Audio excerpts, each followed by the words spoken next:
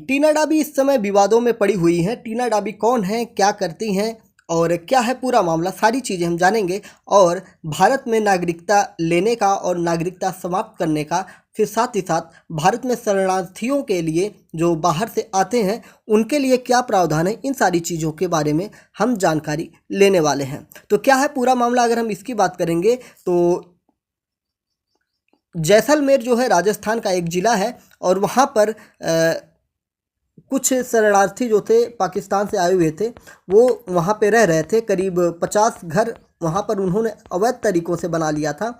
और फिर उसके बाद टीना डाबी द्वारा आदेश दिया जाता है, वहाँ की एक संस्था द्वारा इनसे पूछा जाता है, मतलब उस पर कार्रवाई करने की बात की जा रही थी। और फिर उसके बाद इन्होंने आदेश दिया और बुलडोज़र जाता है, पूरा का पूरा 50 के 50 घरों को गिराकर ज़मीन दोज कर देता है। और फिर उसके बाद ये सारी चीज़ें यहाँ पे निकल के आती हैं और फिर उसके बाद इनको ट्रोल कर दिया जाता है। तो किस जगह का है ये मामला, अगर हम बात करेंगे तो जैसलमेर जिला मुख्यालय से करीब 4 किलोमीटर दूर अमर सागर क्षेत्र में रह रहे पाकिस्तान से आए हिंदुओं के मकानों को कलेक्टर टीना डाबी के आदेश पर गिरा दिया गया और जहां 50 से ज़्यादा कच्चे मकानों को यूआईटी ने अतिक्रमण मानते हुए बुलडोजर और जेसीबी की मदद से जमींदोज कर दिया। और इस कार्रवाई से करीब 150 से ज़्यादा महिला, पुरुष और बच्चे खुले आसमान के नीचे आ गए हैं। अगर हम प्रशासन के मुताबिक बात करेंगे तो विस्थापित अमर सागर तालाब के किनारे अवैध मकान बनाकर ये लोग रह रहे थे और जिसके कारण तालाब में पानी के लिए दिक्कतें प्रारंभ हो गई थी। और इसके साथ ही यह भूमि जो थी काफ़ी महंगी बताई जाती है, इसलिए इन चीज़ों को खाली करवाया गया है। टीना डाबी कौन है, तो टीना डाबी की अगर हम बात करेंगे तो टीना डाबी एक आईएएस अधिकारी हैं जो कि ये बताती हुई नजर आ रही हैं कि भारतीय संविधान के अनुच्छेद 21 में यह लिखा है कि शरणार्थियों को देश से बाहर नहीं निकाला जा सकता, लेकिन उनके अधिकारों की रक्षा के लिए भी कोई व्यापक कानून नहीं है। इनसे जब मीडिया ने पूछा कि आपने ऐसा क्यों किया, आपने इनके घरों को क्यों गिरवाया, तो टीना डाबी ने यही बताया कि इनके लिए कोई प्रावधान नहीं था और भारत सरकार या हमारे राज्य सरकार के द्वारा इनके लिए कोई आदेश नहीं आया था। और अगले आदेश के लिए उन्होंने राज्य मुख्यालय को पत्र लिखा है, लेकिन तब तक इन परिवारों का क्या होगा इसके लिए उन्होंने कोई जवाब नहीं दिया। अगर हम बात करेंगे कि हमारा संविधान क्या कहता है, हमारे संविधान में ऐसे लोगों के लिए क्या नियम है, तो इन सारी चीज़ों पर हम चर्चा करेंगे। सबसे पहले ये जान लेते हैं कि भारत में लोग आते कैसे हैं। तो ज़्यादातर लोग पर्यटन या धार्मिक वीज़ा लेकर भारत आ जाते हैं। और पाकिस्तान की अगर बात करेंगे तो पाकिस्तान से ज़्यादातर हिंदू धार्मिक या पर्यटन वीज़ा पर भारत आते हैं और यहीं पर रुक जाते हैं, क्योंकि पाकिस्तान की स्थिति आप जानते हैं कि कटोरा लेके भीख मांगता हुआ इधर उधर फिर रहा है। और वहाँ की क्राइसिस तो आप इस समय और भी जान रहे हैं कि कितने हालत ख़राब हो गए हैं। वहाँ के प्रधानमंत्री इमरान खान को तो कॉलर पकड़ के जेल ले जाया जाता है। तो ऐसी हालत में कौन वहाँ रहना चाहेगा। तो खैर, ये जो शरणार्थी आए थे ये भारत में पहले से ही आ गए थे। तो ज़्यादातर वहाँ के पर्यटन या धार्मिक वीज़ा लेकर भारत आते हैं और यहाँ पे रुक जाते हैं। फिर उसके बाद उनका वीज़ा और पासपोर्ट जो होता है एक्सपायर हो जाता है। तो ये भारत में ऐसे ही इधर उधर झुग्गी झोपड़ियाँ बना के रहने लगते हैं। और भारत में शरणार्थियों की बात करेंगे तो ये एक बहुत बड़ी समस्या है जो हमारे देश के नागरिकों के लिए भी खतरा हो जाता है। जैसे आप देखे होंगे कि रोहिंग्या मुसलमान जो थे वो भी काफ़ी ज़्यादा संख्या में आ गए थे, जिसकी वजह से दिल्ली में काफ़ी प्रॉब्लम फेस करनी पड़ती है लोगों को। तो क्या है, अगर हम बात करेंगे प्रवासियों के बारे में तो प्रवासी की अगर हम बात करेंगे और शरणार्थी की बात करें, प्रवासी और शरणार्थी अलग अलग चीज़ होते हैं।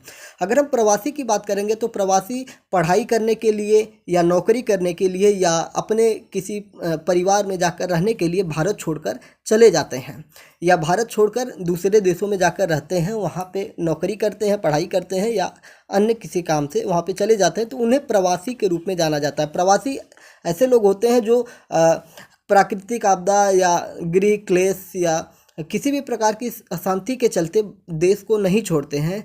वो गरीबी, अशांति, सामूहिक हिंसा, प्राकृतिक आपदा की वजह से देश को नहीं छोड़ते हैं, वो अपनी मर्जी से अपने स्वार्थ बस चले जाते हैं, तो वो प्रवासी कहलाते हैं। लेकिन शरणार्थी की अगर हम बात करेंगे तो ये दूसरे देश से भारत में आते हैं या किसी भी अन्य देश में चले जाते हैं, तो ये उत्पीड़न और गंभीर मानवाधिकारों के उल्लंघन की सुरक्षा की मांग करते हुए यहाँ पे आते हैं। उनके अधिकारों की रक्षा नहीं हो पाती है, तो इसलिए ये लोग अपने देश को छोड़कर चले आते हैं। और अगर हम बात करेंगे भारत में, तो इनके लिए अभी तक कोई कानूनी रूप से मान्यता नहीं मिली हुई है। ऐसे लोग शरण के दावे पर निर्णय की प्रतीक्षा कर रहे हैं। अगर हम बात करेंगे कि मानवाधिकार के उल्लंघन तथा उत्पीड़न के भय से जो लोग यहाँ पे चले आते हैं और अपनी जीवन की सुरक्षा और के लिए इतना जोखिम उठाकर भारत में आकर रहने लगते हैं, तो इनके लिए क्या विकल्प नज़र आता है, तो भारत सरकार क्या कर रही है, या इनके लिए शरणार्थियों को अंतर्राष्ट्रीय संरक्षण का क्या अधिकार है, ये सारी चीज़ें जानने योग्य हो जाती हैं। ठीक है। अगर हम भारत में शरणार्थियों के लिए व्यावहारिक दृष्टिकोण एवं कानून की ज़रूरत की बात करेंगे, तो इनकी राष्ट्रीय सुरक्षा चिंता की आड़ में किसी का निर्वासन किया जाए या हिरासत में लिए जाए, या उनके साथ मारपीट की जाए या उन्हें मार के यहाँ से भगा दिया जाए, ऐसा हमारे संविधान में अभी ऐसा नहीं है। यहाँ पे अनुच्छेद 21 की अगर हम बात करेंगे, जो हमारा भारतीय संविधान का अनुच्छेद 21 है, वो कहता है, जीवन जीने की बात करता है उसमें, तो उसके अंतर्गत अगर हम बात करेंगे तो वो किसी भी शरणार्थी को यहाँ से भगाने की बात नहीं करता। लेकिन अगर हम बात करेंगे कुछ अहम नियम की, तो अभी उनके लिए कोई नियम कानून नहीं बन पाया है। ठीक है। तो शरणार्थी क्या होते हैं, मैंने आपको ये चीज़ें बताई। शरणार्थियों के बारे में और थोड़ी सी अगर हम भारत की नीति की बात करेंगे, तो भारत में शरणार्थियों की समस्या के समाधान के लिए विशिष्ट कानून का अभाव है। इसके बावजूद उनकी संख्या में लगातार वृद्धि होती जा रही है। अगर हम विदेशी अधिनियम 1946 शरणार्थियों से संबंधित समस्याओं के समाधान करने की बात करेंगे, तो ये बिल्कुल विफल रहा है।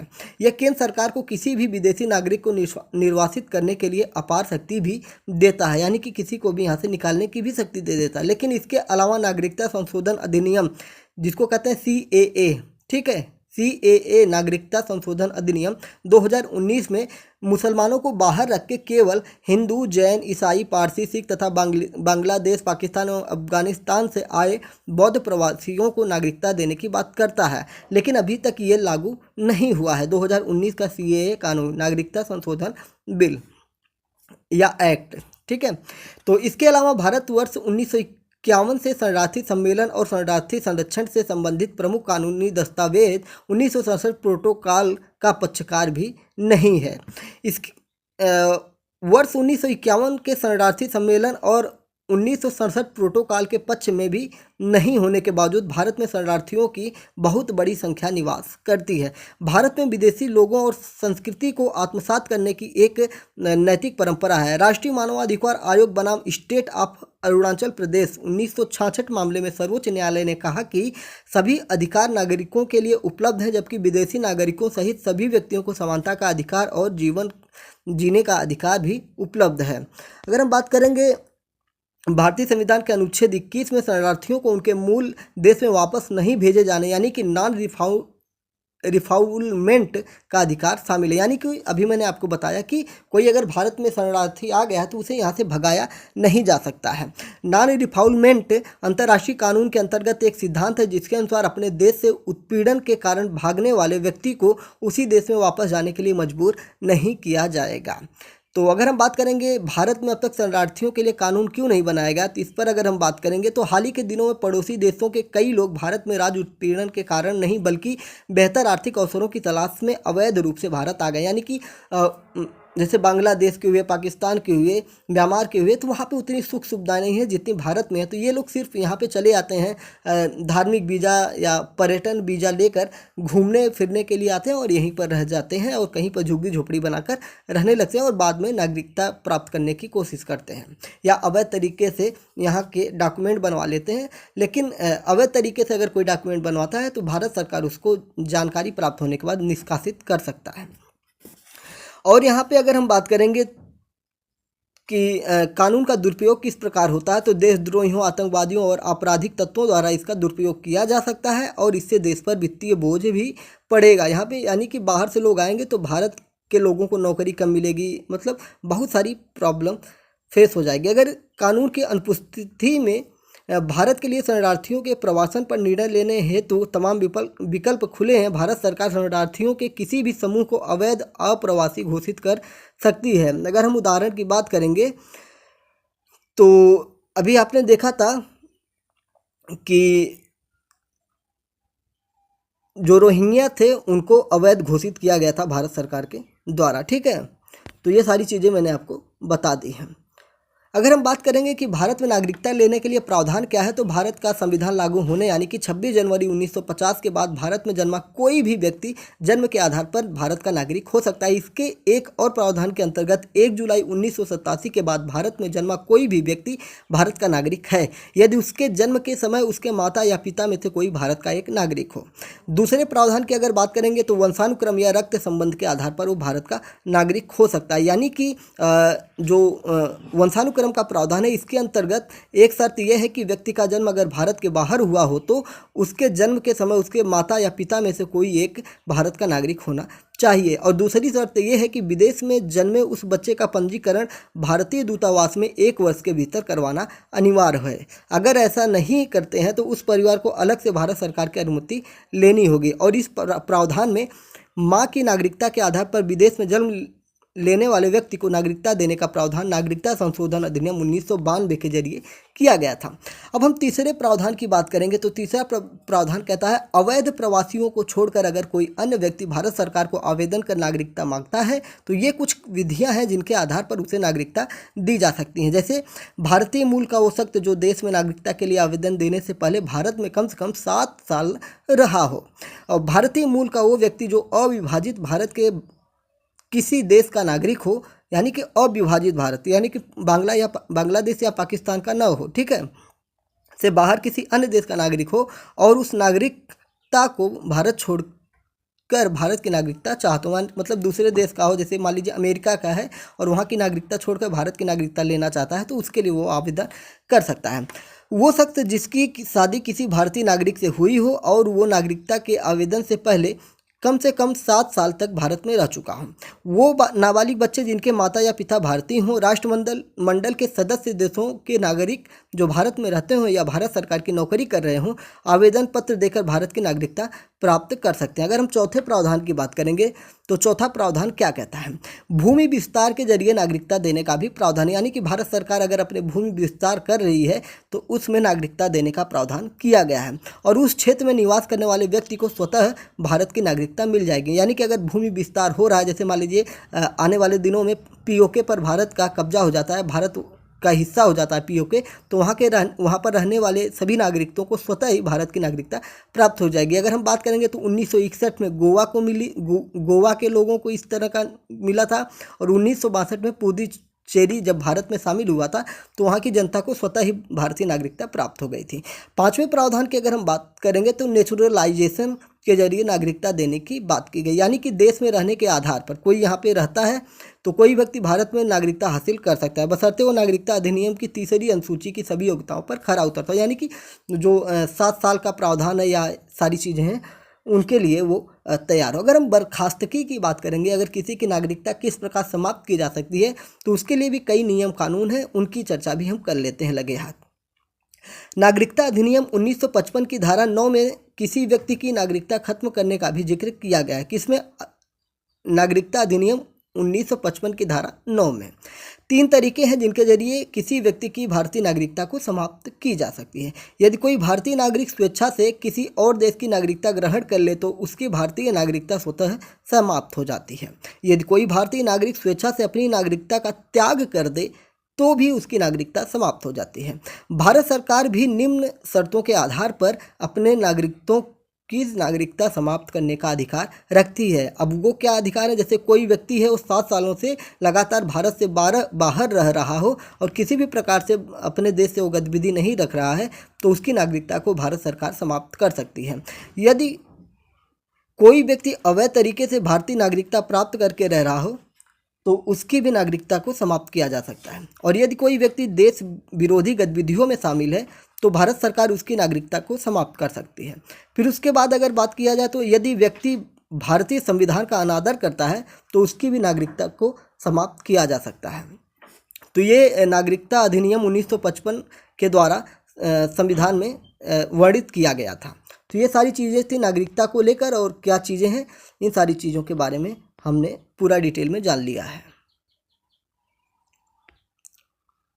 अगर टीना डाबी जो जैसलमेर की डीएम या आईएएस अधिकारी वहाँ की हैं, उनके बारे में अगर हम बात करेंगे तो पहले ही हमने बात कर लिया कि उनकी 2 शादियाँ हुई हैं। पहली शादी अतहर से हुई थी, जो भी एक अतहर आमिर मसूरी, जो कि उनके साथ प्रशिक्षण के दौरान उनसे प्यार हुआ था और उसके बाद इनकी शादी हुई थी और 2 साल के भीतर में ही इनका तलाक हो जाता है। 2018 में शादी होती है, 2020 में तलाक हो जाता है और फिर उसके 1-2 सालों बाद एक और व्यक्ति से इनकी प्रेम होता है, सहकर्मी थे और उसी के बाद ये फिर से शादी कर लेते हैं। फिर इनके कार्यशैली की अगर बात करेंगे तो इन्होंने बहुत सारी योजनाएं अपने क्षेत्र में चलाई हुई हैं। अगर इनके कार्यशैली की हम बात करें तो इनकी महत्वपूर्ण योजनाओं में बात करें, जैसाण शक्ति हुआ, लेडीज़ फर्स्ट हुआ, ये सारी चीज़ें जो कि महिला सशक्तिकरण को लेकर इनके कार्यक्रम बहुत ज़्यादा चलते रहते हैं और बहुत ही अच्छी जिला अधिकारी या एक अधिकारी के रूप में ये कार्यरत है। हालांकि इस विवाद में फंस गई हैं। अगर हम इसकी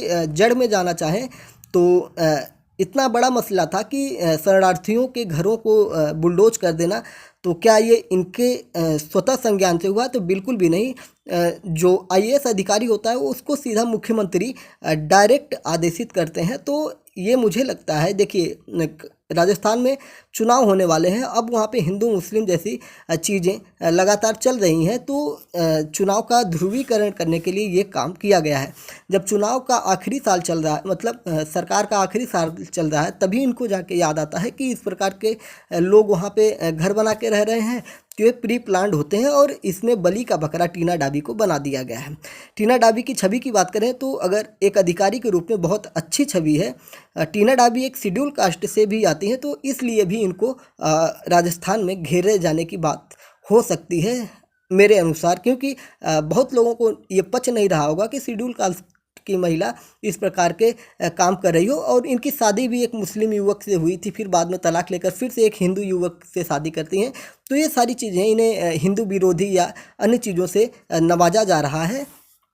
तो ये ट्रोलिंग है। तो इंडिया में कोई भी आगे जब बढ़ता है तो उसको ट्रोल किया जाता है। खैर, मुझे जहाँ तक लगता है ये इसमें सीधा का सीधा सचिवालय का रोल है और टीना डाबी को जो आदेश मिला था उसी आदेश को इन्होंने ट्रांसफ़र किया होगा। खैर, जो भी मामला हो उसका स्पष्टीकरण टीना डाबी ने दे दिया है कि संवैधानिक रूप से अगर बात किया जाए तो जो शरणार्थी होते हैं उनके लिए किसी भी प्रकार का अभी ये नागरिकों के लिए जो मूल अधिकार है, मूल कर्तव्य है, इन सारी चीज़ों को अप्लाई नहीं किया जाता है। सिर्फ उन्हें इस देश से भगाया नहीं जा सकता है।